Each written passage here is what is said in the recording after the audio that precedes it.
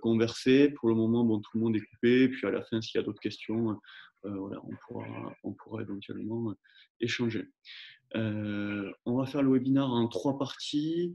La première partie, ça va être négociation et intérêt d'un pacte d'associés. Deuxième partie, ça va être les mécanismes sociétaires à conclure d'une levée. Et la troisième partie, ce sera un peu qui fait quoi dans une levée de fonds. Donc, je commence par la première partie, négociation et intérêt d'impact dans le cadre d'une augmentation de capital ou d'une entrée au capital d'un investisseur. Il y a une chronologie quand on est une start-up, une société.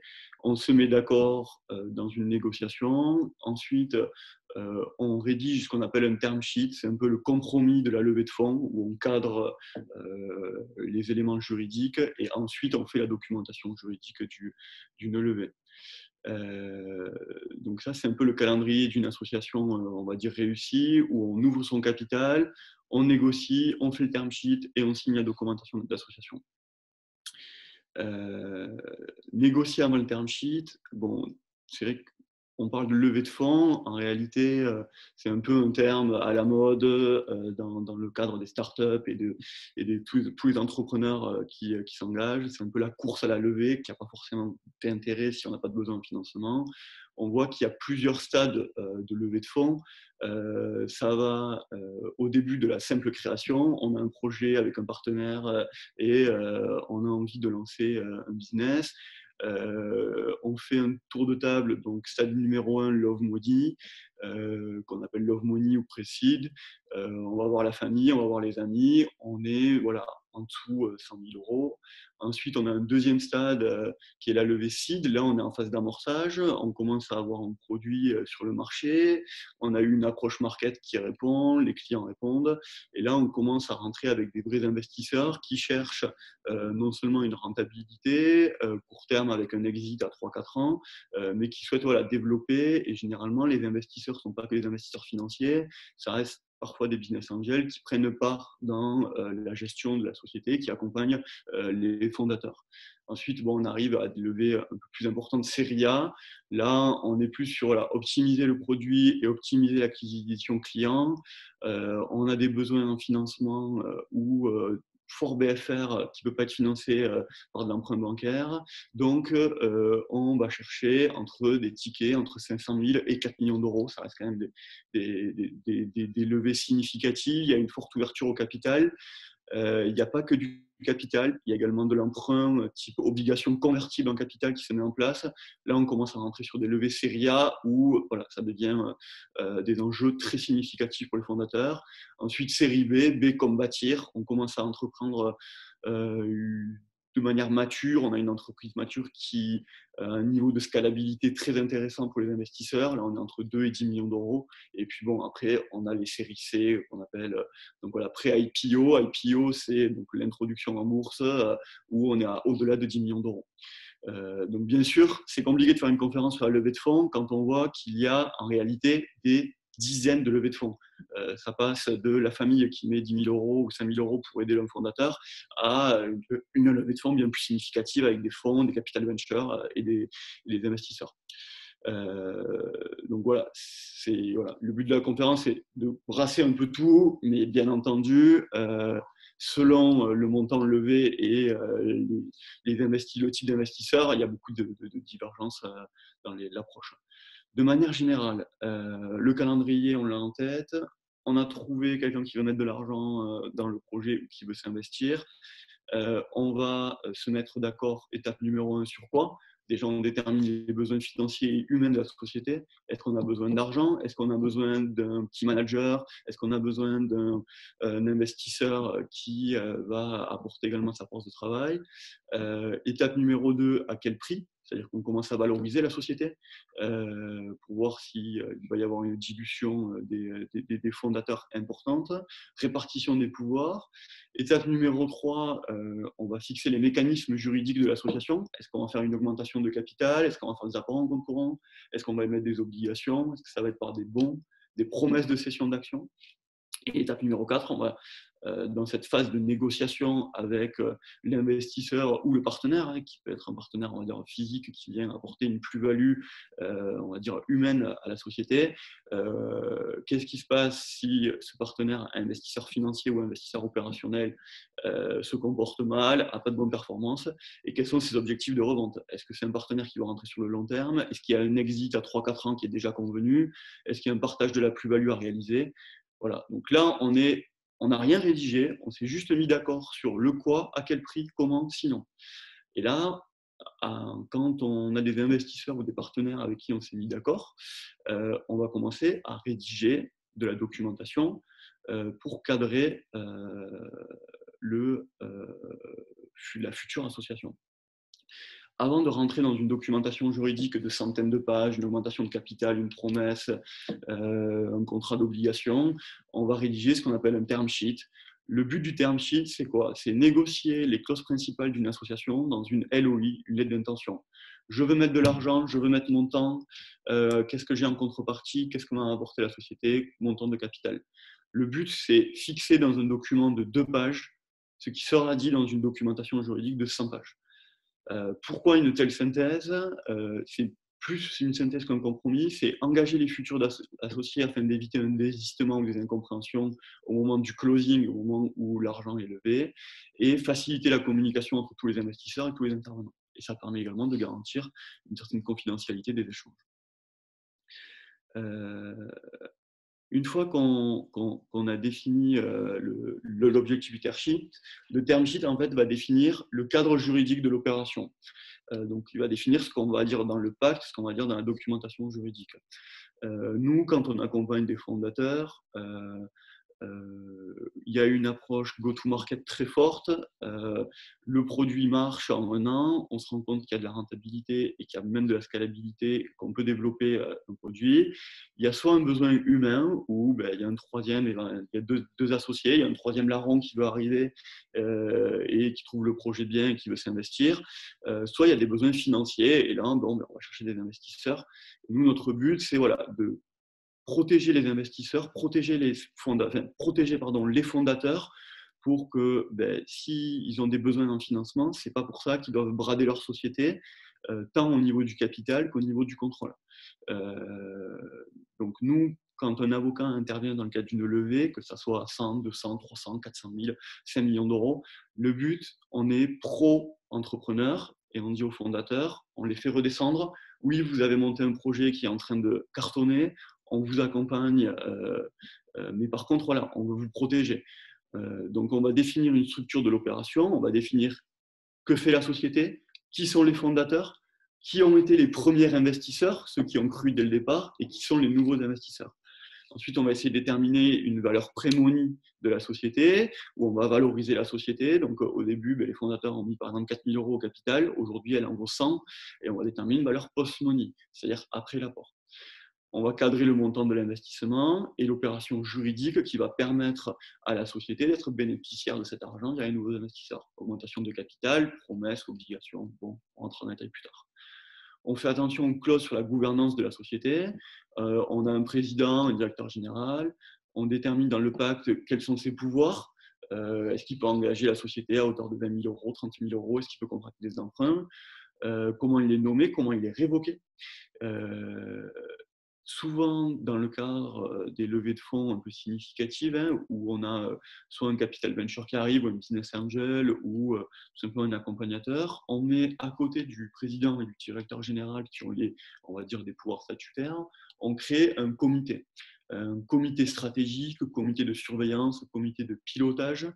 Là, c'est généralement un investisseur clé qui veut donc créer une sorte de comité qui va décider des orientations ou des choix des fondateurs. Donc, il va y avoir souvent une composition où on aura par exemple les 2 fondateurs et un des investisseurs du groupe investisseur où ils vont décider, se réunir tous les 2-3 mois ils vont composer un BP ensemble, il va y avoir un tableau de bord qui va être mis en place, des comptes rendus. S'il y a des décisions très importante à prendre stratégiquement pour la société. Je ne sais pas, une acquisition significative au-delà de 10-20 000 euros, un investissement dans un outil stratégique, dans un site internet, une application. Mais voilà, ça va être décidé en comité. Le président et les fondateurs ne pourront pas décider seuls de ça. Ils ont eu de l'argent grâce à un investisseur. L'investisseur a un droit de dire bon, ben, où va mon argent, qu'est-ce que font les fondateurs avec. Et là, c'est important parce qu'il ne faut pas que le comité stratégique bloque toute l'ambition des fondateurs, parce que forcément, quand l'investisseur avec un peu d'argent, ben, il veut voir où c'est que ça va, mais peut-être il ne faut pas qu'il y ait un blocage. Donc, il faut quand même que les fondateurs gardent un pouvoir sur la gestion de la société et leur capacité à driver un projet entrepreneurial et pas qu'ils soient bloqués par un investisseur qui bloque tout projet. Donc ça, c'est structure de l'opération, clause de gouvernance. Ensuite, dans le term sheet, voilà, c'est les clauses encadrant le transfert des actions. Forcément, quand un investisseur, quel qu'il soit, arrive, il prend une participation au capital. Il mise souvent sur les fondateurs. Donc, il y a plusieurs clauses qui encadrent la sortie et l'entrée des nouveaux actionnaires éventuels. Donc, généralement, dans le term sheet qui va être le pacte, on définit les transferts libres. Souvent, les transferts libres, c'est le fondateur peut se céder entre eux des actions éventuellement. Ils peuvent apporter leurs actions à une holding patrimoniale. Il y a des clauses également d'inaliénabilité. Pendant 2 ans, interdiction de cession après que l'argent soit arrivé dans la société. Des clauses de préemption où s'il y a un fondateur qui cède, l'investisseur pourra préempter, il ne pourra pas céder à un tiers. Des clauses d'agrément si un autre intervient. Il faudra l'agrément de la collectivité des associés, donc des fondateurs et également des investisseurs et des anciens investisseurs éventuellement. Après, il y a des clauses plus techniques qui sont prévues pour réglementer les transferts des actions de la société. Tag-along, drag-along. Donc tag-along, c'est droit de cession conjointe total et proportionnel. Le cas est simple, un investisseur vend sa participation ou un fondateur vend sa participation, l'autre associé a le droit de céder avec lui, aux mêmes conditions. Drag-along, c'est un fonds vient racheter la société et fait une proposition sur l'acquisition de 100% du capital de la société. Les fondateurs veulent vendre, ils imposent aux investisseurs de céder avec eux. Donc là, ce n'est pas un droit de cession, c'est une obligation de cession. Il y a quelqu'un qui fait une offre à 100% pour acquérir la société, tout le monde cède et tout le monde a l'obligation de céder. Voilà, on dirait un terme ça. Il y a un droit de retrait des investisseurs, également qu'on peut mettre en place. Il y a la clause buy or sell, qu'on appelle clause texane, shotgun, clause de roulette russe. Bon, ça, c'est moins dans les levées de fonds qu'on le voit, c'est plus entre fondateurs où c'est une clause dans laquelle on indique que soit tu me rachètes, si tu refuses de racheter, c'est toi qui sors. Bon, je ne rentre pas dans les détails sur ça. Des clauses de standstill ou de non-agression. Bon, là, ça, on les voit souvent dans les levées où il ne faut pas qu'il y ait un concurrent ou via l'intermédiaire d'un autre qui prenne soit le contrôle de la société. C'est plus dans les cas des OPA, bon, je ne rentre pas sur ça. Il y a éventuellement des clauses de partage de plus-value. C'est-à-dire un investisseur rentre, il identifie les salariés clés, il pense qu'il va y avoir une sortie et une revente à 3-4 ans. Si dans 3-4 ans, la société est vendue, je dis n'importe quoi, à 10 millions d'euros et qu'il y a une plus-value de 9 millions d'euros, on va se partager la plus-value avec 2-3 key managers. Ils auront droit à 1% de la plus-value réalisée. Ça peut être une clause d'incitation des salariés sur ça. Alors juridiquement, on le met en place, il y a des actions de préférence, mais voilà, c'est tous les clauses qui encadrent les gestion des actions. Autre clause importante dans un pacte d'associés, c'est les clauses financières pour gérer la répartition du capital. Il y a des clauses qu'on appelle des clauses anti-dilution. Je m'explique, on fait une première levée, on a un investisseur qui rentre par exemple à 10% du capital, on va le protéger, il aura le droit à des droits préférentiels de souscription pour que s'il y a un nouvel investisseur qui arrive, sa participation soit maintenue à 10% du capital social. Clause de pari passu. Alors ça, c'est une clause, pour simplifier, on va traiter les anciens comme les nouveaux. C'est-à-dire que si on fait une première levée, il y a les investisseurs qui rentrent. Il a commencé depuis longtemps.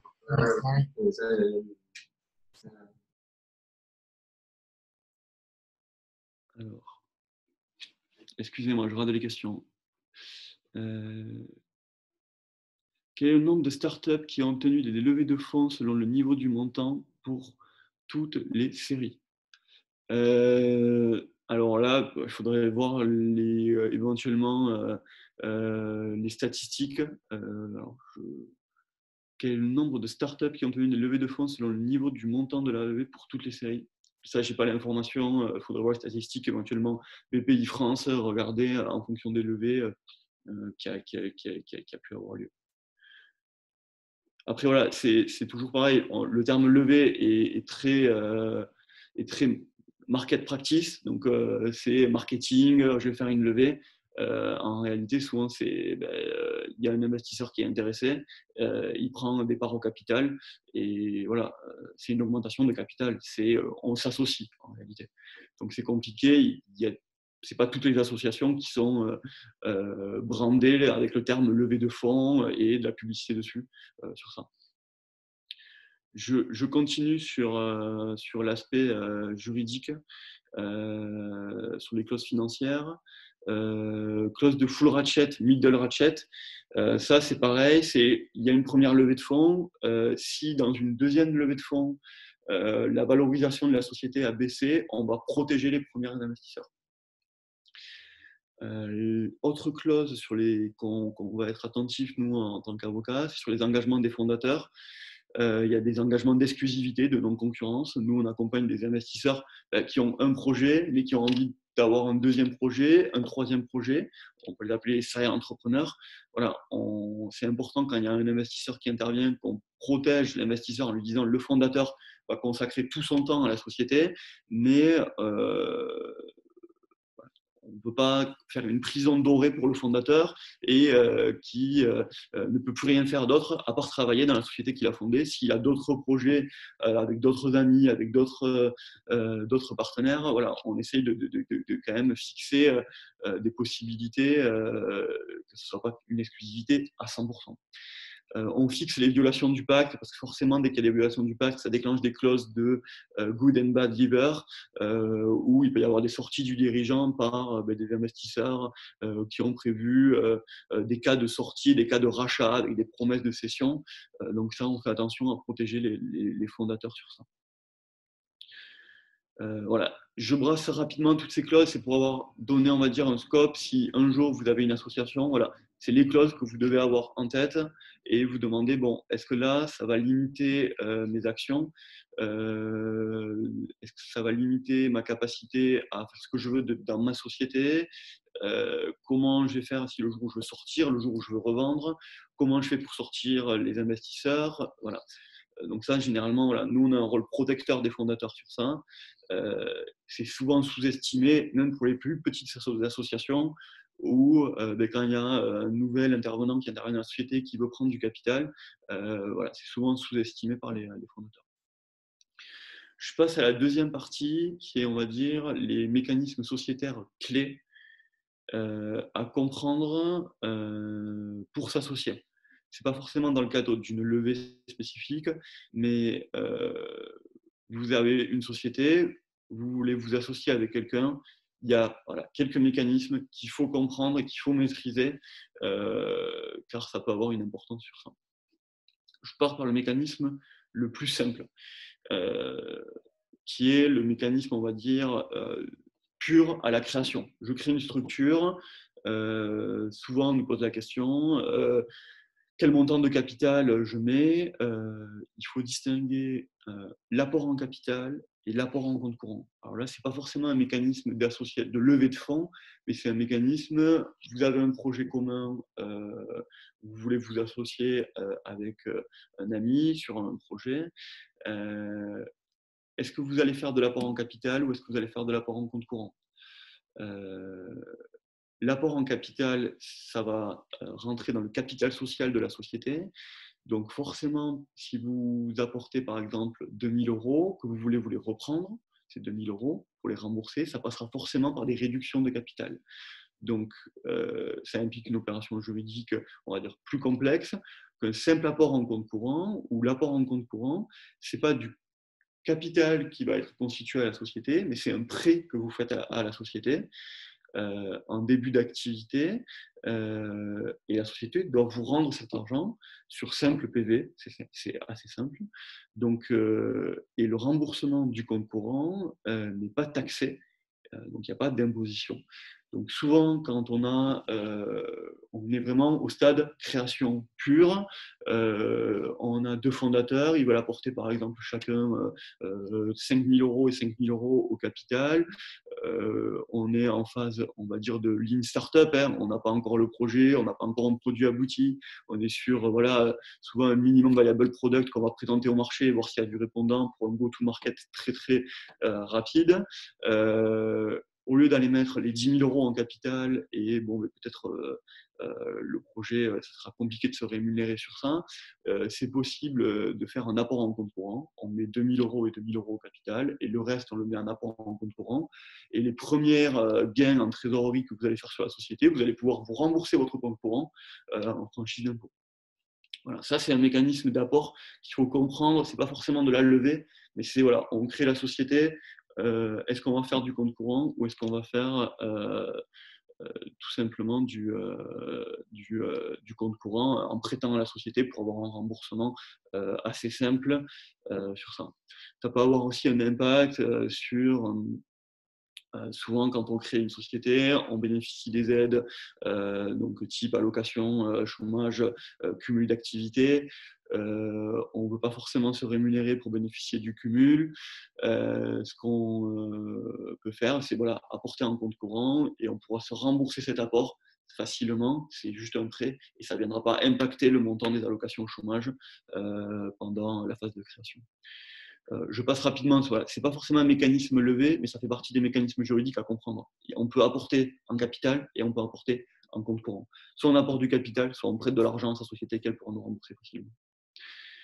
Deuxième mécanisme voilà, à comprendre dans le cadre d'une levée ou d'une association, soit on fait une augmentation de capital et l'argent va à la société. On augmente le capital, donc nouvel associé va donner de l'argent à la société et la société en contrepartie va émettre des actions. Donc il va devenir associé de la société par augmentation de capital. Cette émission d'actions en contrepartie de l'argent apporté va créer forcément une dilution des anciens associés. Donc ça, c'est le premier moyen, qui est le moyen classique des levées de fonds, où généralement, que ce soit un investisseur, il ne veut pas enrichir les fondateurs, il croit en projet, il veut enrichir la société pour qu'elle utilise cet argent, donc on va faire une augmentation de capital. Le deuxième moyen qui peut être également, hein, c'est si des fondateurs ont envie, pour le coup, d'appréhender un peu d'argent, ça peut être par voie de cession. Vous pouvez céder vos actions, dans ces cas-là, l'argent, il ne va pas à la société, il va à l'associé. Et il peut y avoir d'autres mécanismes, type promesse de cession, où on peut faire éventuellement une augmentation de capital et consentir une promesse de cession si on respecte telle ou telle condition de performance, si on apporte tel montant de chiffres sur ça. Donc ça peut être intéressant pour les fondateurs. Vous avez par exemple, vous êtes deux fondateurs, vous avez un troisième associé qui veut rentrer. Vous n'allez pas rentrer dans des mécanismes juridiques hyper compliqués, mais vous le faire rentrer au capital, mais vous n'avez pas confiance en lui encore parce que vous ne savez pas forcément ce qu'il vaut pour la société. Il rentre par augmentation de capital et il vous consent une promesse de cession qui pourra être déclenchée si il ne remplit pas tel objectif de performance, s'il fait telle faute. Voilà. Ça peut être un cadre assez simple qu'on met au début. Quand il y a des nouveaux associés qui veulent rentrer, on n'a pas forcément confiance en eux. On les laisse rentrer au capital, mais on le double d'une promesse de cession derrière, que si jamais ça se passe mal, les fondateurs peuvent lever l'option et la promesse de cession est déclenchée. Alors voilà, toujours prudence avec les promesses de cession sur un plan fiscal, mais voilà, je ne rentre pas dans les détails. C'est pas le but là de rentrer sur la fiscalité propre des startups. Autre mécanisme sociétaire à comprendre. Là, on rentre plus dans l'aspect levé. Il y a de la dette. Donc ça, c'est l'emprunt, tout simplement. Il y a l'equity. Il y a le quasi-equity. Il y a le future equity. Equity, bon, c'est un terme anglais levé, c'est juste le capital. En gros, dette, capital, presque capital et capital futur. La dette, c'est quoi? C'est du prêt d'argent. Donc, ça passe tout simplement financement bancaire. Vous allez voir la banque que vous prêtez. Ça peut partir aussi sur des investisseurs qui ne veulent pas rentrer au capital et qui vont vous faire une sorte de prêt. On va émettre des obligations. Donc, c'est des obligations que la société va émettre. En réalité, c'est des investisseurs qui vous prêtent de l'argent. Donc, elle va devoir, la société, le rembourser, cet argent, avec un intérêt, un coupon qui va faire ça. Donc ça, c'est la dette classique, compte courant d'associé. Un des associés va prêter de l'argent à la société sur le compte courant d'associé pour le rembourser. Deuxième mécanisme, le vrai equity, donc ce qui est on va dire, la vraie levée de fonds où il y a une vraie prise de participation au capital social. Ça passe souvent par des augmentations de capital. Donc là, il y a quelqu'un qui rentre dans la société, il envoie tant d'argent à la société, elle lui émet en échange des actions et il devient associé capitalistique. Donc là, on dit qu'il est associé en equity. Ensuite, il y a le quasi-equity, c'est entre la dette et le capital. Donc là, par exemple, vous avez le mécanisme classique, c'est un investisseur rentre, il prête de l'argent à la société, je dis n'importe quoi, 50 000 euros, 100 000 euros, et cette dette actuelle est en réalité potentiellement du capital futur. Si la société, par exemple, ne rembourse pas sa dette, ne rembourse pas les 50 000 euros, l'investisseur obligataire va pouvoir demander la conversion en action, donc obligation convertible en action, donc OCA, va pouvoir demander le remboursement en action, va pouvoir demander l'émission de bons de souscription d'action. Donc voilà, ça c'est du quasi-equity. On a de la dette, mais qui est quasiment de l'equity, qui va devenir de l'equity, qui va devenir du capital. On a le future equity, où également, là, c'est pas de la dette, c'est juste des bons de souscription d'actions. Alors, il y a eu des bons de souscription d'actions avec accord d'investissement rapide, BSAR, je ne vais pas rentrer dans les détails, là, ce n'est pas l'objectif.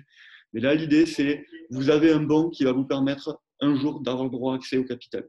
Donc, ce bon, vous le payez, l'argent rentre dans la société, et un jour, selon des conditions, ils vous donneront accès à de l'equity. Donc voilà, dette, equity, quasi-equity, future equity.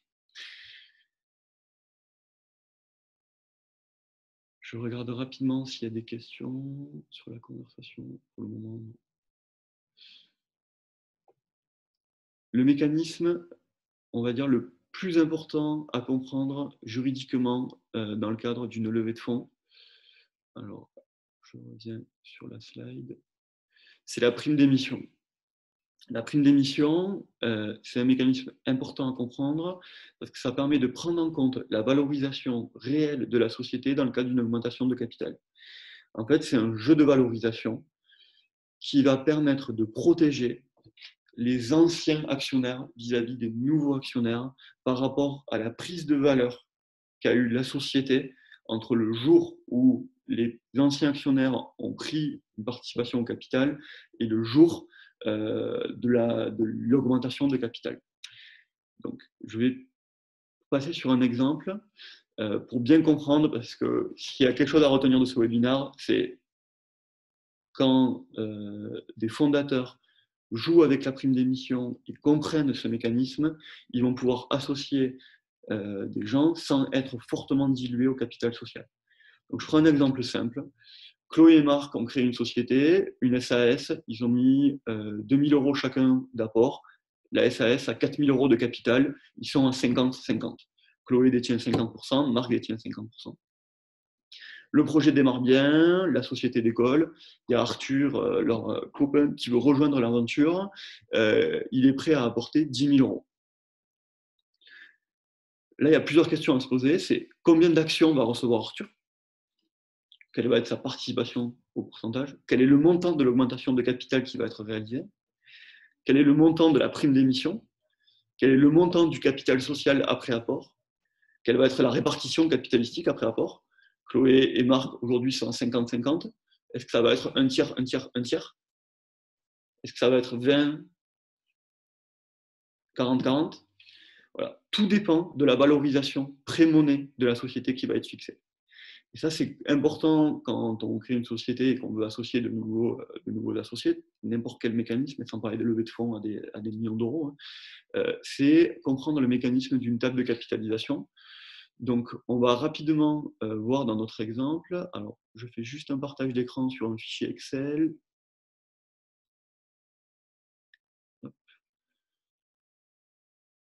Donc là, on a le capital de Chloé et Marc.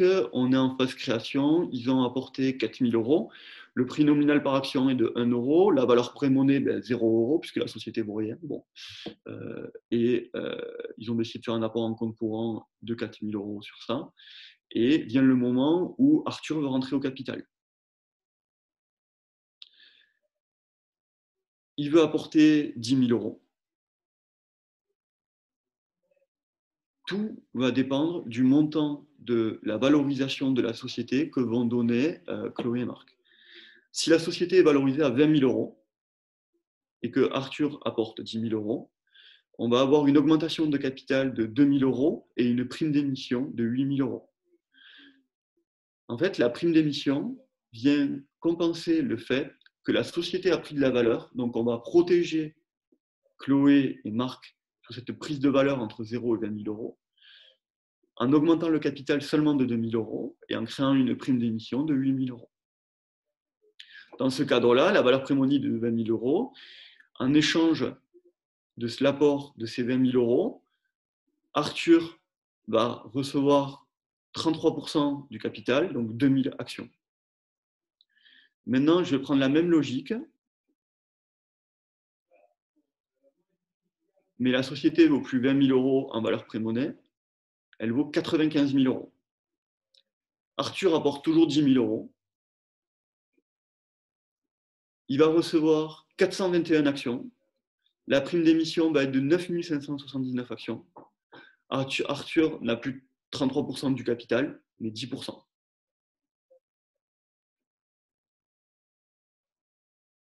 Chloé et Marc ont 45% du capital de la société.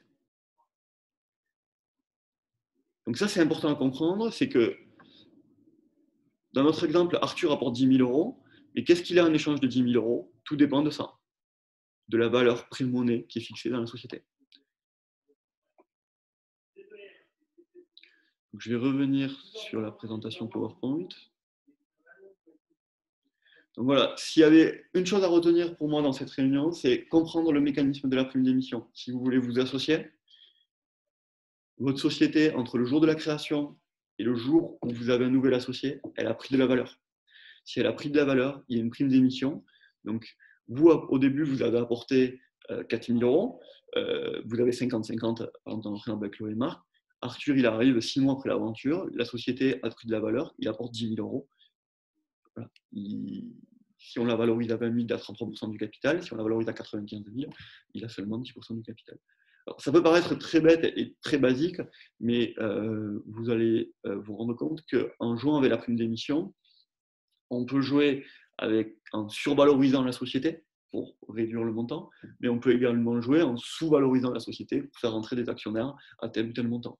Il faut faire attention, il y a un risque fiscal à survaloriser la prime ou à sous-valoriser la prime. Souvent, c'est des risques de donation directe, des risques d'avantages qui ont été consentis sur ça.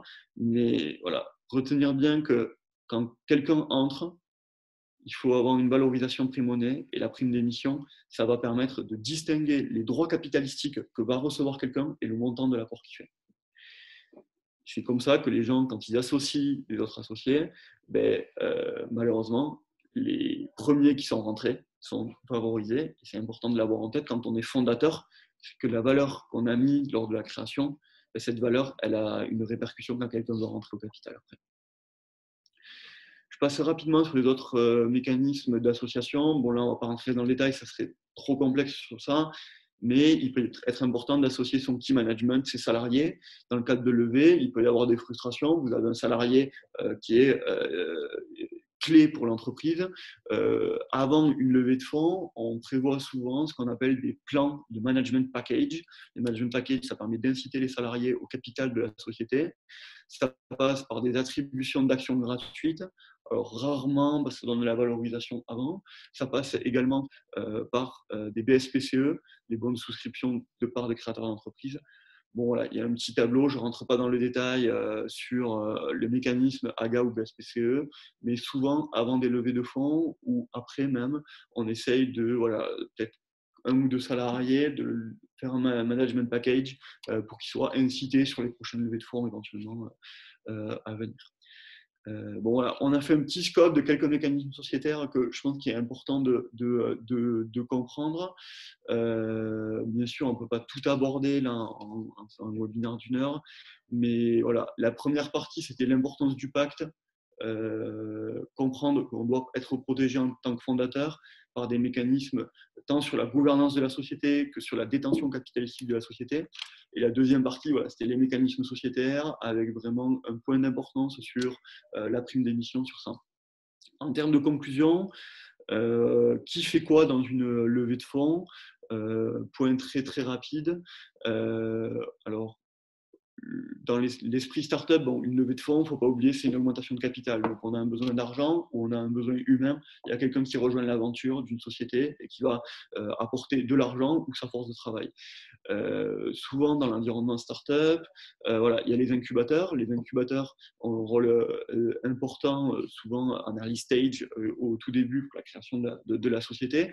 Les fondateurs et la société va payer un loyer en échange d'aide et souvent d'une mise à disposition de locaux. Il y a les accélérateurs. Là, les accélérateurs ne veulent plus du loyer ou en plus du loyer, ils prennent du capital également.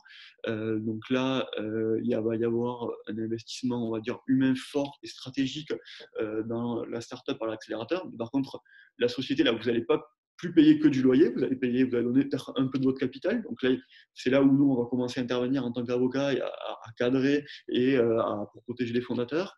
Et après, on a des stades où il y a des développements un peu plus importants, où on a les leveurs. Donc là, il y a des besoins en financement d'une société. Vous pouvez être une startup, vous avez un besoin de fonds de roulement qui est en train d'exploser, vous avez besoin, je dis n'importe quoi, de 50 100 000 euros sur ça. Vous ne savez pas du tout à qui vous adresser. Il y a un lever qui va aller chercher de l'argent pour vous.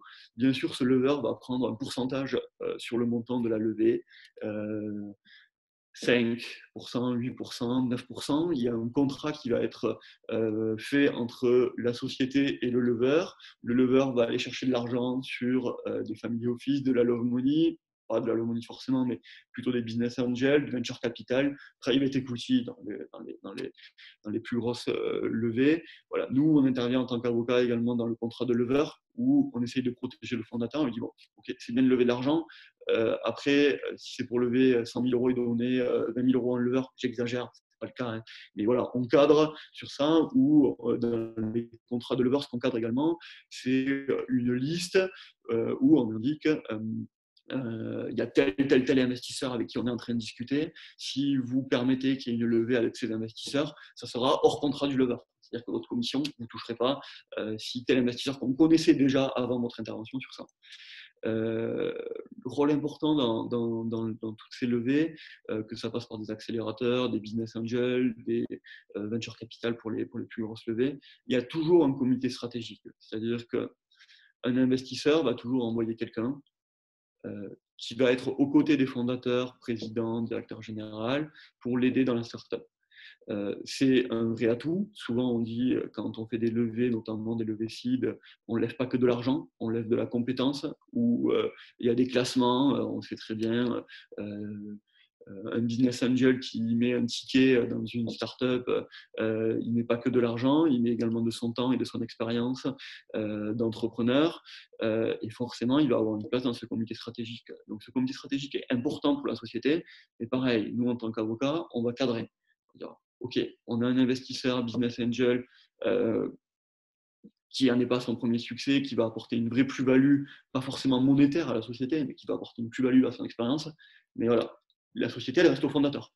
Donc, il faut que, entre l'ambition des fondateurs et l'ambition des investisseurs, on a un comité stratégique, c'est important, un comité de pilotage, un comité de surveillance, mais nous, on cadre, on protège l'entrepreneur, on protège le fondateur, parce qu'à l'origine, qui c'est qui a mis ses tripes dans ce projet? C'est les 2 ou 3 fondateurs sur ça. Donc voilà, il y a beau avoir eu une levée de fonds, des investisseurs qui ont mis de l'argent, il ne faut pas oublier qu'il y a des aventures entrepreneuriales qui, dès le début, se sont construites, où les fondateurs, dès le début, ils ont peut-être mis leur famille en péril, ils ont mis leur maison, ils ont mis, voilà, tout ça. Et donc ça, nous, on essaye, quand il y a de l'argent qui rentre dans une société, de redescendre à une réalité, on va dire, plus terre à terre sur ça, et ne pas oublier qu'en fait, ça fait 3 ans qu'il y a des fondateurs qui s'arrachent pour que la société se développe.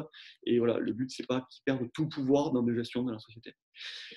Voilà, et pour terminer, souvent dans les levées de fonds, voilà, il y a des avocats. Le but, c'est de rédiger la documentation juridique qui va protéger les fondateurs.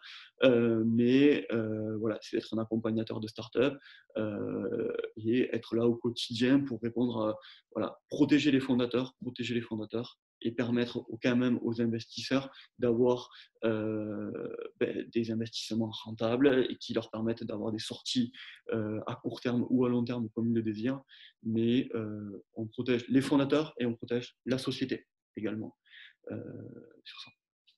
L'essentiel pour nous, quand on intervient auprès de startups, c'est d'intervenir pour le bon de la société et généralement pour que les fondateurs puissent, peut-être que c'est le projet d'une vie, qui puissent ne pas être, on va dire, phagocytés par l'ampleur que peut prendre une nouvelle association sur ça et qui puissent garder le contrôle de leur projet sur ça. Voilà, on a fait à peu près le tour. C'est bon, sujet très compliqué à aborder en 1 heure, mais bon, j'espère que vous auriez pu avoir voilà, quelques scopes si jamais vous voulez vous associer, que ce soit une petite association, que ce soit une grande association qui ait peu d'argent, beaucoup de temps, qui ait un nouveau projet.